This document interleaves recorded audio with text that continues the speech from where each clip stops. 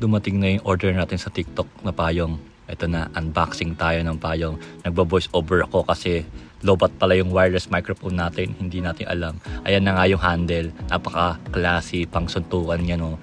Hindi lang pang suntukan yan, pang sabit din yan sa mga strap ng bag nyo pag hindi siya kasya sa loob ng bag nyo. Yan, kahit saan pwede nyo isabit yan. Napakaganda niyan. And automatic na pala itong payong na to. And snap button na siya. So sa may mga gusto, mag yellow basket na kayo, di ba? Nagkamali pa ako. Ay, sorry. Kung sino ay. Salamat Ben Hur sa pag-cooperate mo sa likod ko. Sa likod ng camera. Check out na kayo. Thank you. Bye. And balita ko, may 24 ribs daw to. Subukan na natin habang umuulan. Uy! Kung makikita nyo, ito yung 24 ribs na sinasabi nila.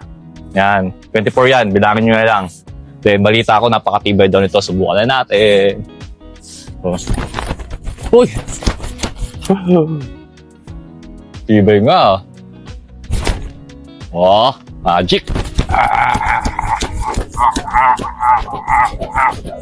Bagong bili natin, so sinubukan natin kung matibay talaga to. Ay, napakatibay nga nito, payong na to. Bumabalik. So, sa mga gusto nito, ito na yung yellow basket.